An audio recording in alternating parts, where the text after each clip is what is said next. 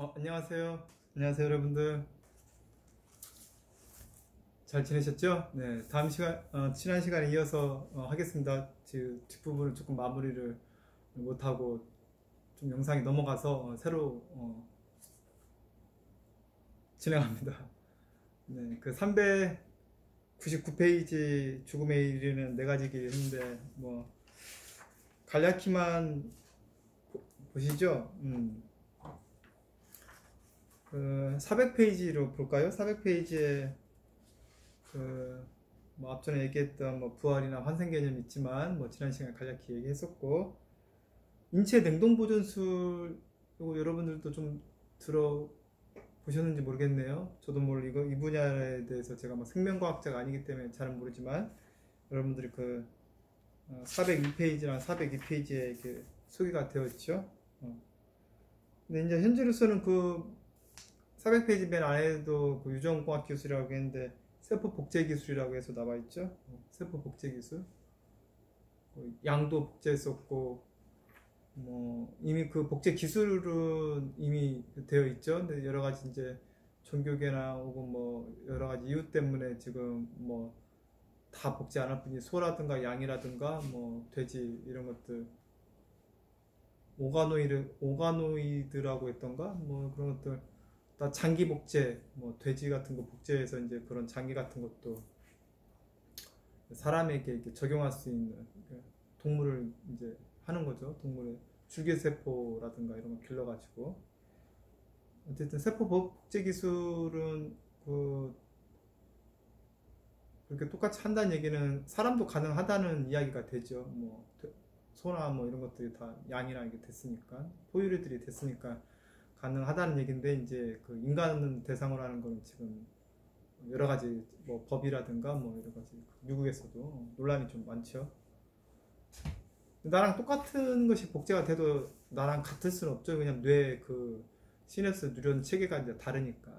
모습은 똑같거나 닮을 수가 있겠지만.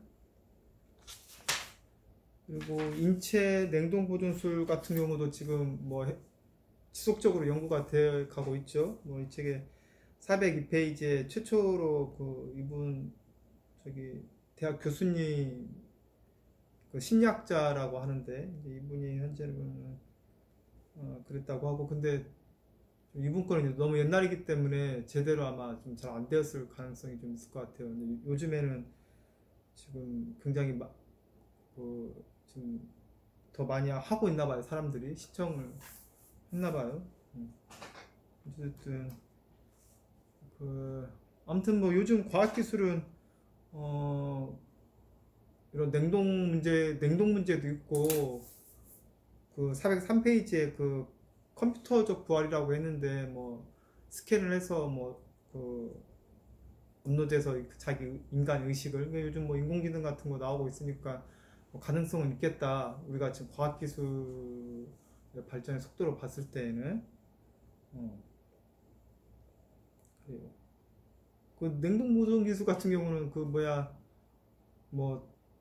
개구리 돼가지고 이런 일반 동물들이 좀 성공을 좀 한 게 좀 제가 알기로는 있죠.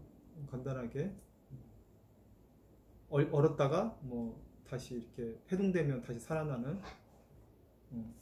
아무튼 연구를 많이 하고 있나 봐요. 여러 가지 동물들의 동면하는 기술이라든가 이런 것들을 찾아서 생명에 관련된 연구, 아무튼 유전공학도 그쪽 연구 많이 하고 있습니다. 초파리 같은 것도 며칠 못 사는데, 어떤 거는 되게 인간으로 따지면 몇십 배를 오래 사는 초파리가 있나 봐요. 그런 것도. 어쨌든 그리고 아무튼 간에 이제 계속 기술이 발달할수록 장기라든가 이런 것들은 이렇게 바꿀 수가 있으니까 더 오래 살 수도 있을 것 같기도 하고, 나중에는 이제 뇌까지 이제 만약에 어떤 유지하는 기술이 생긴다면 꽤 수명이 많이 연장될 수도 있을 것 같기도 하고, 그 이상 우리가 상상할 수 없는 무엇이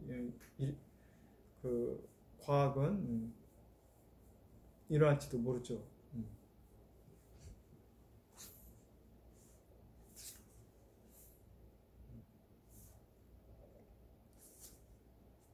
네, 아무튼 이런 또 과학기술의 발전이 이런 우리가 지금 죽음 발달 배우는 것과도 또 이렇게 연결이 되지요.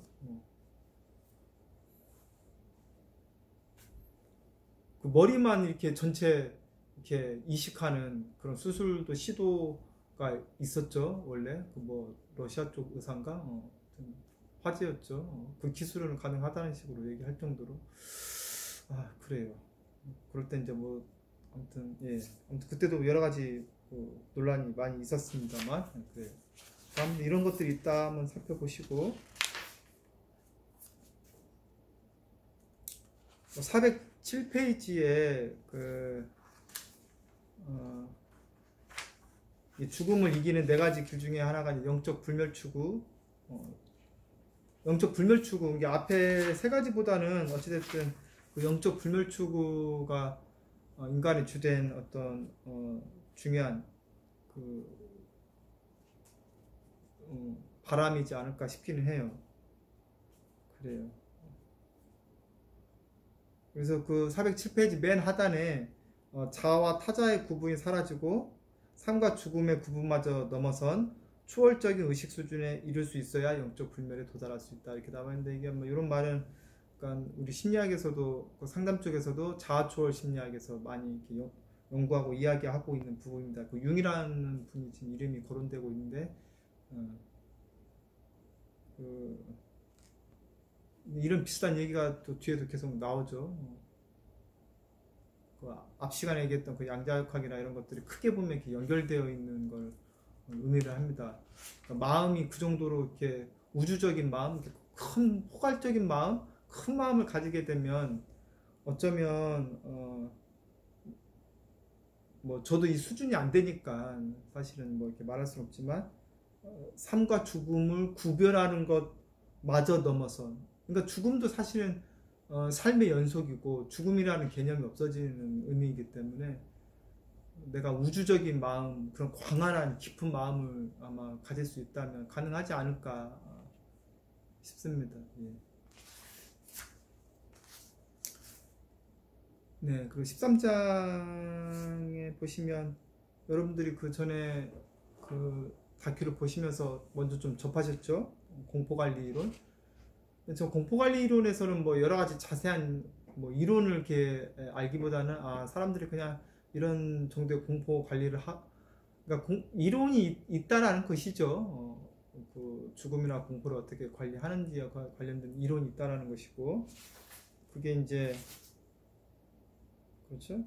어니스트 베커라고 그 앞에서도 언급이 됐죠. 죽음의 부정 어니스트 베커 이분이 연구를 공부를 좀 많이 하신 교수님이셨죠.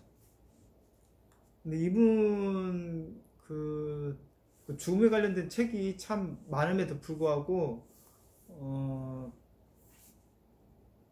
그럼 여러분들한테 이렇게 좀 다가올 수 있는 그 제가 앞에 초반에 그 소개시켜 드렸던 책들이 좀 있었죠. 그런 것 책들이 좀 더 편안하게 아마 익힐 수 있는 책이라고 생각합니다. 그 411페이지에 그 어니스트 베커가 얘기한 411페이지 두 번째 문단 이 부분을 좀 중요시 보시면 좋을 것 같습니다. 거기 나와 있죠? 같이 읽어보면 좋을 텐데 과학적 탐구가 인간을 특정한 지점까지 안내할 수는 있지만 그 지점을 넘어서면 믿음의 체계가 작동되어야 인간의 영혼을 만족시킬 수 있다고 믿었다. 그렇죠? 여러분 이해되시죠? 그러니까 과학적 탐구는 우리가 어떤 자아초월이나 영성이나 죽음의 문제를 어느 지점까지는 안내할 수 있다. 하지만 그 이상인 것은 믿음의 체계가 작동되어야 한다. 믿음일 수도 있고 이 믿음의 문제는 이제 영성의 문제인 거죠. 아직까지는 그렇습니다. 근데 아직까지도 그렇다 할지라도 시간이 더 500년, 1000년 흘러서 과학기술이 더 발전한다 할지라도 완벽하게 영성의 문제를 해결할 수는 없을 것 같고 그 영성은 과학이 아닌 그 무엇으로 그러니까 믿음과 어떤 영성의 문제가 작동이 되어야만 인간의 영혼, 우리들의 영혼을 만족시킬 수 있을 것이다. 이 말은 좀 와닿는 이야기죠. 그 대신에 이제 그 우리가 앞에서 그 맹목적인 믿음이 나왔었던 이유는, 그러니까 자칫 잘못하는 거, 사입이나 유사과학이나, 그러니까 그 믿음의 문제를 맹목적으로 이렇게 너무 근거 없이 믿었을 때 오는 그것들에 대해서 우리가 좀 공부할 필요가 있죠.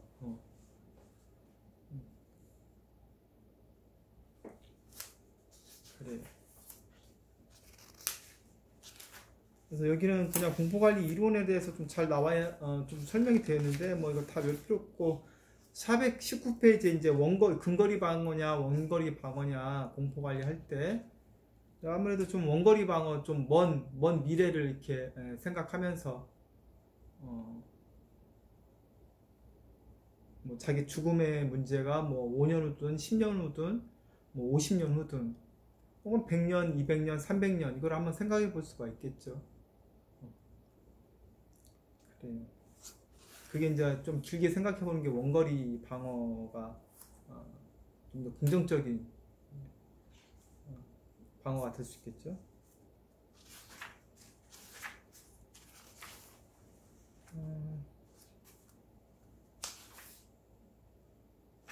뭐 중간중간에 제가 그 초반에 설명했던 그 429페이지에 보면 뭐 진화론 이야기도 나와 있고 그렇죠. 그러니까 진화론과 창조론과 그때 제가 윤회론 그 얘기했었죠.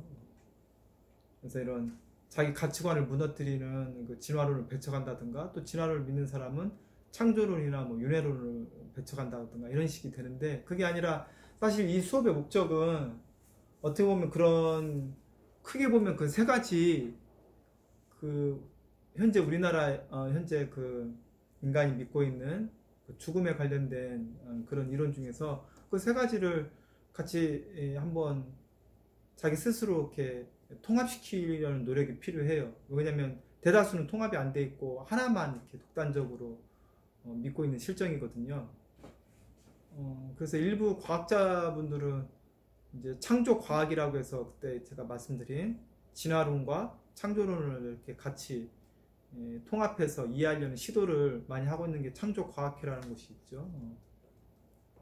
그래서 제가 근데 그 중에서 너무 비과학적인 것들이 이제 있기 때문에 그 과학회가 조금 비판을 받는 것이 있는 것 같아요. 왜냐하면 주류 과학자들이 이야기하는, 그러니까 10명에 9명의 과학자가 1번이 맞다고 하면 사실 똑같은 그 전문가들이니까 9명의 의견이 맞는 것 아니겠습니까? 상식적으로.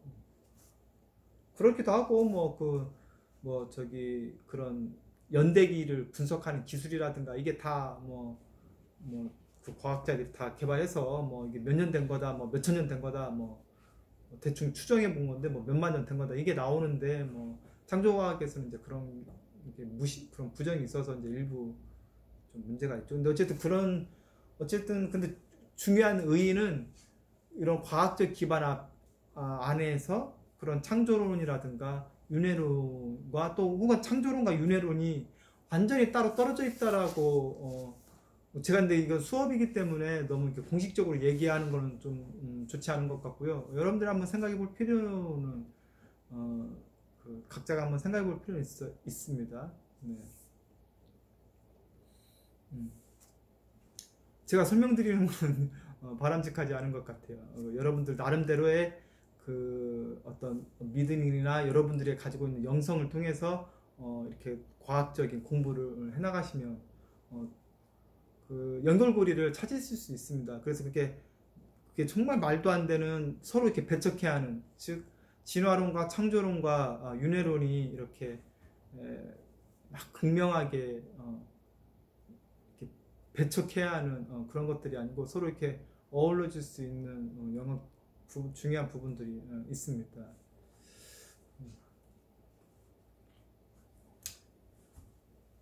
참고로 예수님께서는 예수님의 부활을 뭐 믿으시는 분도 있고 안 믿으시는 분도 계시겠지만, 그래서 그 예수님의 그 돌아가실 때 입었던 그 옷, 포라고 하죠. 그 무슨 포라고 하죠. 그 포를 그 연구했던 과학자들도 있죠.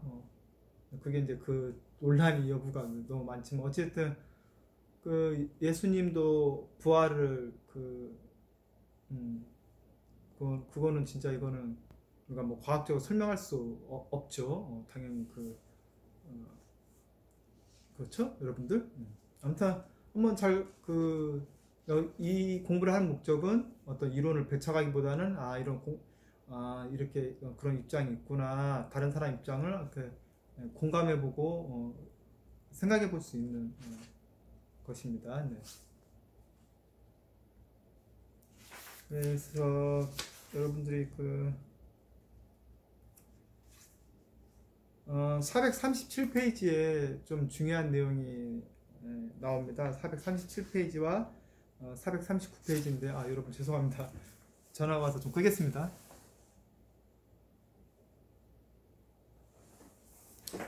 죄송합니다. 이게 영상을 찍을 때 전화가 와서 끊어지니까 화면이 어두워지더라고요. 그래서 부득이하게.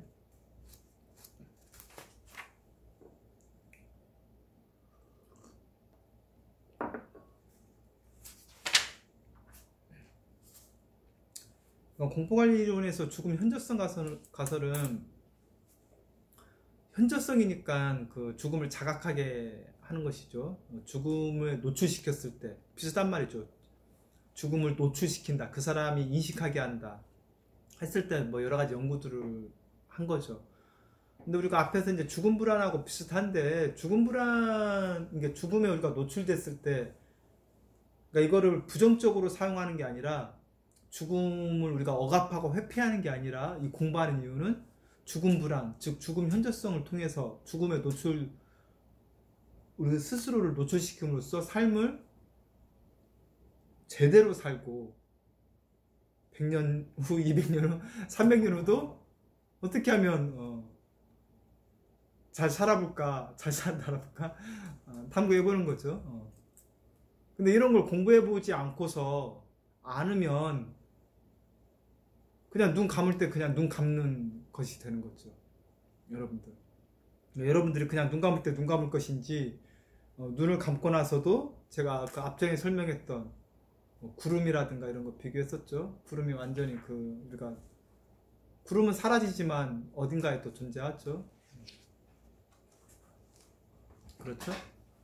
근데 이런 이야기는 TV에서 많이 나오시는 과학자시던데, 어디 교수님, 서울대 교수님인가?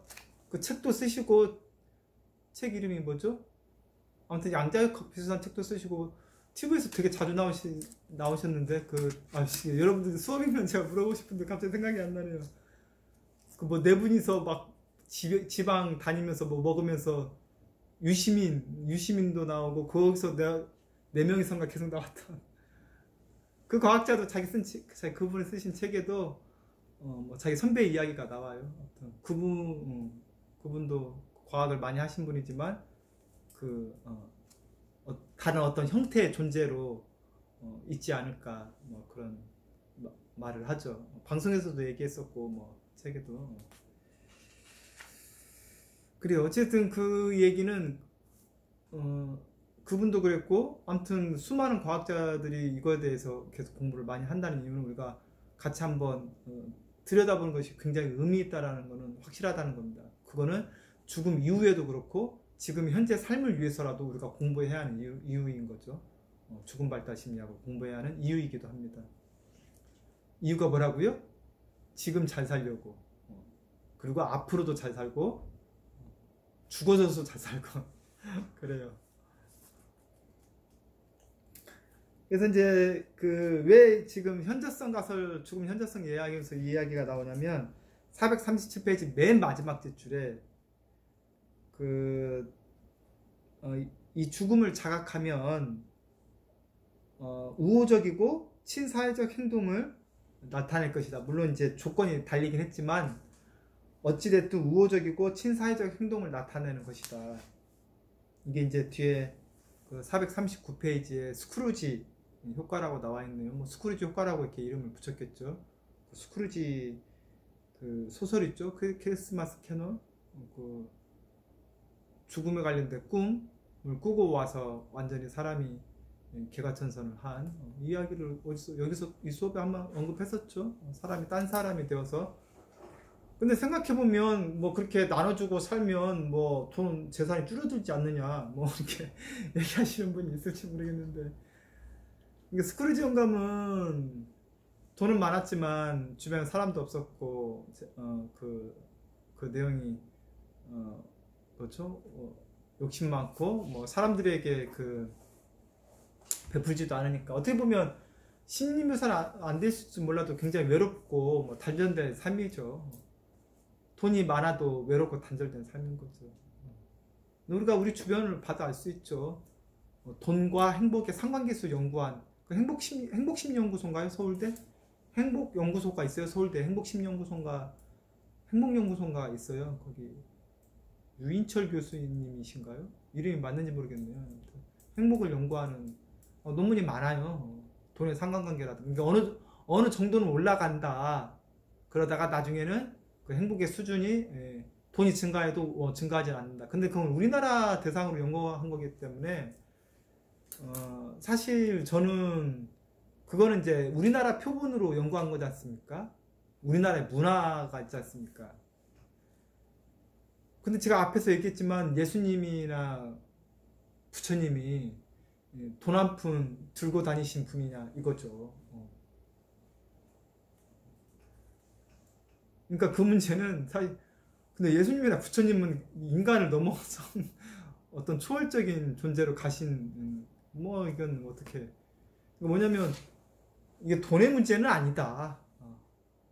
그럼 그 연구에서는 어느 정도 그 돈이 올라가면 우리가 행복할 것 같은데 여러분들도 한번 생각해 보시면 압니다. 저도 그렇고 제가 10평 살다가 20평 살다가 30평 살다가 뭐 차도 조그만 거 타다가 큰 거 타다가 재산도 뭐 100만 원도 뭐 돈 10만 원도 없다가 100만 원 있다가 1000만 원 있다가 1억 있으면은 그 행복이 그대로 증가했어요. 절대 그렇지 않다라는. 물론 여러분들도 나중에 이제 사회생활 해보시고 그러겠지만 그 물질의 증가가 행복의 상관과는 저는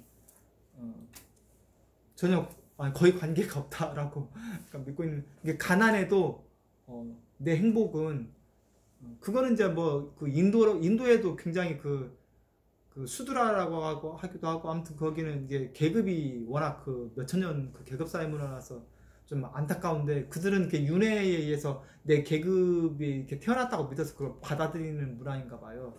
이렇게 하층민으로 태어나면 우리가 평등하게 바꿔야 하는데 과거의 업 때문에 지금 그 계급이다. 그래서 내가 이 세상에서 깨끗하고 열심하고 수행하고 잘 살면 정직하게 그 착하게 살면 다음에 더 좋게 태어난다. 이런 식으로 돼가지고 좀 어떤 계급에 대한 뭐 그게 있는데 어쨌든 거기에서 굉장히 가난하신 분들이 대다수의 많은 사람들이 그런 겪고 있지만 행복 지수는 세계 1위지 않습니까?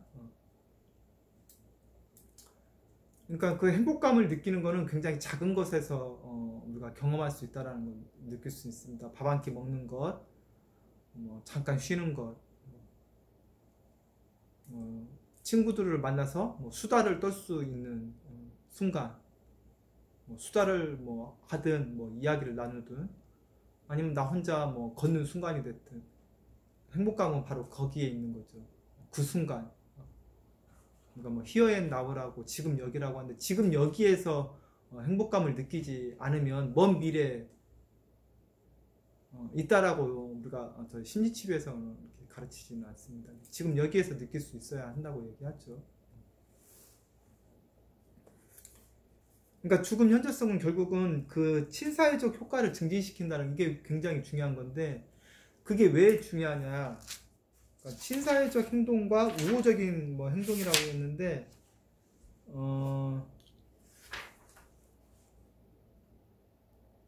그러니까 우호적인 그 자연스러운 우호성, 그 자연스러운 그 내 마음에서 우러나오는 친사회성은 결국은 나를 행복하게 하는 일입니다. 그러니까 내 안에 이렇게 갇혀 있고 내가 좋은 건 먹어야 하고 사람들이 나한테만 잘해줘야 하고 나를 떠받들여야 하고 내 말을 다 잘 들어야 하고 이러면 행복할 것 같은데 그렇지가 않다라는 거예요. 진짜 아이러니하게도 사람들이 나한테 잘해주면 행복한 게 아니라 내가 사람들한테 잘할 때 행복하다는 거예요. 친사회적 행동은. 그러니까 우리가 정신병리를, 제가 이상심리학에서 정신병리를 가르칠 때는 우리 앞에 우리 그 친구가 학습 Q&A 질문했던데, 심리치료를 할 때 저는 그러니까 그 인간의 영적인 면, 긍정적인 면을 개발을 시켜야 병리가 이상심리학에서 제가 지금 그 질문을 했더라고요. 물론 여러 가지 심리치료가 있겠지만, 그러니까 이런 친사회적인 거라든가 이타주의, 그러니까 다른 사람을 위할 때 내가 행복해지는, 그러니까 내가 이제 병리가 사라지는 거죠. 그런 거기 때문에 결국 우리가 죽음을 공부하는 이유는 이런 친사회적 행동이나 이타주의가 증가하면 결국 내가 평안해질 것이고, 그 평안의 그 영성이 증가하면서 이 삶을 갖다가 좀 더 온전하게 살 수 있게 되는 길로 가는 것이요. 죽음의 문제를 생각하지 않으면 사회에서 요구하는 것, 뭐 부모님이 바라는 삶, 그러니까 남들이 요구하는 삶을 살 수밖에 없게 되고, 그런 삶을 따라가서 살다 보면 내가 왜 이렇게 살아가고 있지 의문이라든가 여러 가지 그 병리에 관련된 게, 예를 들어 요즘 우리나라는 우울증이 좀 많은 나라 중에 하나지 않습니까? 그러니까 갑자기 우울이 찾아오는 거죠. 불현듯 열심히 일하고 열심히 살아왔는데 우울이 찾아오는 거예요. 내가 성실하게 살았는데 왜 우울해지지? 이제 이런 의문이 생기겠죠. 그러니까 사실 우리 한국 사람들이나 사람들은 굉장히 성실성을 강조하기 때문에 성실하고 열심히 사는 걸 어떤 미덕으로 삼다 보니까 결국은 자기를 이렇게 돌아보고 돌보고 내 감정을 돌보고 또 이렇게 죽음에 대해 생각해보고 좀 이런 문화가 좀 없는데, 우리가 이런 수업을 통해서 이렇게 해보는 겁니다. 그래요. 근데 이제 그 죽음 현저성에 의해서 이타주의가 생기면 결국 타인을 공감하는 마음이 생기고, 타인을 공감한다는 얘기는 가족을 공감할 수 있고, 가족을 공감한다는 얘기는 가족 갈등이 많은 집이 많지 않습니까? 가족 갈등이 해결된다는 의미예요. 근데 그게 엄마 아빠가 변해가지고 가족 갈등이 사라지는 게 아니에요. 진짜 희한한 거는 이런 죽음의 문제를 공부하면서 내가 이렇게 마음이 이렇게 확장되고 열려서 계속 그 연결성이라는 단어가 나오지 않습니까? 내가 마음이 확장돼서 내 부모님이나 내 가족에게 연결이 돼서 그걸 공감할 수 있다면 우리 부모님이 변화하지 않아도 이해가 되고 갈등은 줄어들죠. 묘하게 갈등이 줄어들면 우리 엄마 아빠도 태도가 또 변해요. 희한하게. 그래요, 여러분들. 그리고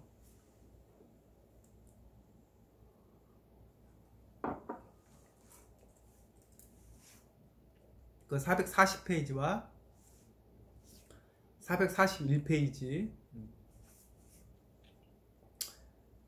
여기 또 과학자 이야기가 나오네요. 제가 아까 얘기한 그 뭐 TV에서 많이 나왔던 그 과학자 아시는 분은 자유 게시판에도 좀 남겨주세요. 제가 끝나고라도 찾아볼 수 있겠는데 생각이 안 나네요. 갑자기 큰일 났습니다. 이름을 원래 제가 굉장히 잘 못 내거든요. 아시는 분은 다 압니다. 그러니까 440페이지에서 기독교인들의 상당수라기보다는 뭐 제대로 기독교를 믿는 분들은 진화론을 인정하지 않는다. 근데 우리가 깊이 있게 이제 믿음에 이렇게 좀 편파적이지 않게 되면 진화론을 수용하면서 우리가 믿을 수 있죠. 진화론을 수용하면서 가능합니다. 이게 막 상반되지는 않습니다. 그러니까 죽음 불안에 대해서 진화론이 어떠한 위로도 주지 않기 때문에 기독교인들이 뭐 배척한다 그런 이야기가 나와 있고, 지적 설계론이라는 이야기가 나왔는데 이게 창조 과학이라고 제가 얘기한 것과 비슷한 이야기입니다. 창조과학, 지적 설계론 비슷하기도 하고, 이제 이것도 어떻게 보면 그 사람들로부터 많은 그 지지를 얻고 있다고 나와 있죠. 지적 설계론, 그러니까 그 하나님과 같은 존재에 의해서 그 자연이 이렇게 설명되는 것. 근데 이거 지적 설계론은 사실은 그 아무튼 많은 과학자들의 뭐 어쨌든 반반으로 하면 반은 무신론 과학자가 있다면, 과학자들도 무신론이 많이 있으니까요. 반은 무신론이고 반은 유신론이라기보다는 이제 뭐 그렇죠, 하나님을 뭐 믿든, 혹은 과학자들 중에서도 이제 불교가 좀 많아요. 인구수로는, 전 세계 인구수로는 10% 미만인 걸로 알고 있는데, 어떤 그 영성적인 그 활동하시는 분들은 굉장히 왜냐면 이슬람은 인구수는 많은데 그 지역에만 한정되어 있는 반면에 불교는 이렇게 퍼져 있죠. 그러니까 많은 과학자들이 자기 그 종교를 설명하려고 노력을 많이 했어요. 불교도 과학으로 설명하고, 기독교도 과학으로 설명하고, 그렇죠. 여러분들 아시다시피 지구가 그냥 뜨거운 어떤 행성에서, 그 행성도 원래는 없었죠. 빅뱅에서 우리가 그 앞전에 설명했지만, 빅뱅에서 탄생한 우주에서 뭐 여러 가지 원소들이 결합해서 그런 흙덩이 같은 것이, 그죠? 그러니까 어떻게 보면 사람을 흙으로 만들었다는 얘기는 결국 우리가 우주라는 어떤 흙덩이, 원소의 흙덩이에서 온 거니까. 참고로 성경 말씀은 과학적으로 이렇게 읽는 책은 아닙니다. 그 많은 성서학자들이 그렇게 얘기합니다. 네. 그런데 그 흙을 생각해 봤을 때, 그렇죠?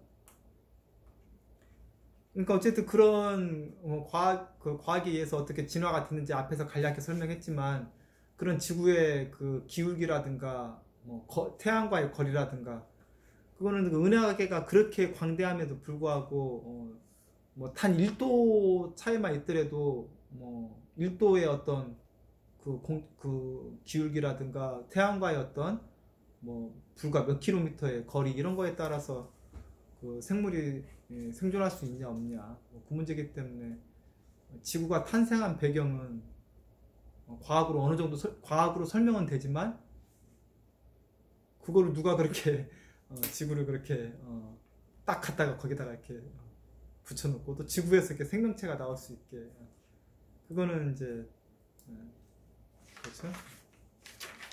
이게 바로 지적 설계론에서 이렇게 비슷하게 이야기하는 거고, 그러니까 진화론이라는 것이 사실은 우리 인간에게 어떤 그 위안을 제공하지 않는다는 점에서, 그러니까 그 다윈이라든가 그 아래 나오지만 그 리처드 도킨스도 나와요. 리처드 도킨스도 유명한 생명과학자, 생명공학자, 뭐 유전 쪽에서 리처드 도킨스 되게 유명하신 분인데, 이분은 이제 무신론이시긴 합니다.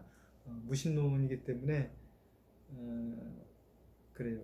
그 위에 그 칼세이건도 뭐 찾아보시면 아무튼 세계적으로 유명하신 과학자세요. 우주과학자 칼세이건은. 그래서 저희들이 상담 분야에서 이렇게 또 자아초월 이렇게 공부하는 유명하신 분이 또 계세요.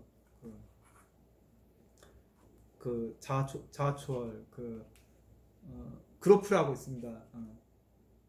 스타니슬라프 그로프라고, 그것도 저희 상담 자아초에서 유명하신 분인데, 이분하고 칼세이건 분하고 또 이렇게 엄청 논쟁을 벌이시기도 하고 그랬어요. 그러니까 어떤 자아초월적인 요소가 있다. 칼세이건 교수 입장에서도 얘기한 거고. 근데 어쨌든 우리가 아무런 위안을 제공하지 않는 과학은 너무 인간을, 그러니까 우리가 심리치료에서도 행동주의 과학이 있고 자아초월 과학이 있고 그렇거든요. 근데 행동주의는 인간의 행동을 교정시키는 데는 도움은 되지만, 인간을 기계화시켰다, 동물화시켰다, 동물을 무시하는 게 아니고요, 인간을 어떤 영성적인 수준에서 동물화시켰다, 이렇게 비둘기, 돌고래, 원숭이, 우리가 또 어린 아이들 교육 이런 거 학습시킬 때 행동주의가 기가 막히거든요. 벌 주는 거, 처벌하는 거, 유관학습, 쉐이핑, 이런 게 다 그 행동주의에서 나온 거지 않습니까? 강화 원리 있지 않습니까? 강화, 처벌과 보상에 의한 그런 정적 강화, 부적 강화, 그 강화 원리가 굉장히 잘 들어막히거든요. 동물들 훈련시킬 때 조련사들이라든가. 근데 이제 그것이 비판받는 게, 우리 인간을 그렇게 훈련시킬 수 있는데 그 영적인 거를 무시했다.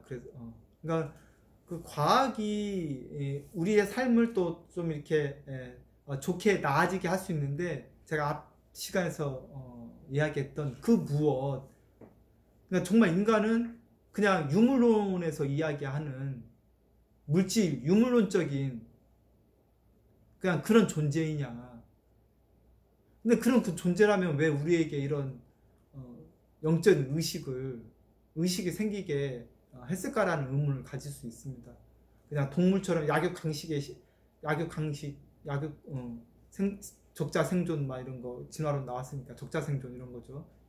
그 동물 세계 보면 막 새끼도 다 물어 죽이죠. 그 사자들이 보면 치타나 다른 종족은 아무튼 다 물어 죽입니다. 왜냐면 그 걔가 자라서 하이에나가 자라서 내가 먹어야 할 걸 가가 먹으니까 그 전에 미리 다 발견하면 다 새끼들 다 죽이죠. 뭐 예를 들면 우리 역사 인간의 역사도 그 이스라엘 쪽도 그렇지만 뭐 세계가 항상 그 전쟁의 역사였죠. 죽여야 내가 사는.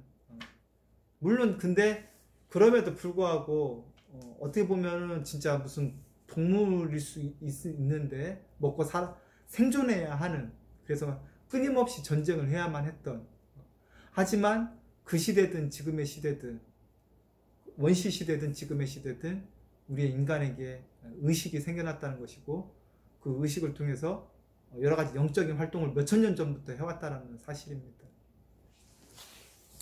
어쨌든 과학, 여기서 얘기한 과학은 우리 인간의 삶을 풍요롭게는 하되, 그래서 우리가 과학을 무시하는 게 아니라 과학을 잘 존중하고 배우되, 과학으로 인해서 어떤 영적인 거를 배척할 수는 없다.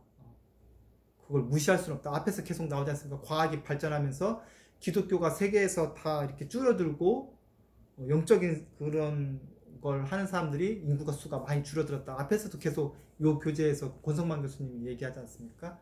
과학이 발전하니까. 근데 사실은 과학 발전을 통해서 보다 영성적일 수 있죠. 옛날에는 이제 천둥 치던 게 신의 노여움이다. 그런 건 우리가 안 믿죠. 당연히 안 믿는데 이 과학을 통해서 오히려 더 심오하고 오묘한 거를 우리가 발견할 수가 있지요.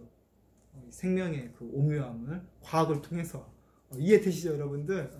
과학이 우리 삶을 풍요하게 하지만 우리의 보다 인간을 더 인간답게 하고 또 인간을 보다 더 초월적인 존재로서, 그래서 영성적인 존재로서 나중에 몇백 년 후든 몇천 년 후든 여러분들이 가고 싶은 나라에보다는 가고 싶은 그 무엇이겠죠.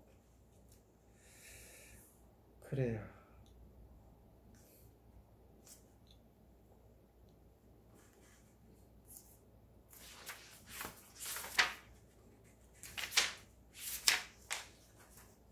그래서 여러분들 제가 지금 오늘 방금 한 10분 정도 이야기한 그 부분에 대해서 여러분들이 한번 잘 정리를 좀 하시기를 바라겠습니다. 과학과 영성이 충돌하는 것이 아니라는 지점을 여러분들이 잘 배우시길, 그러니까 그렇죠?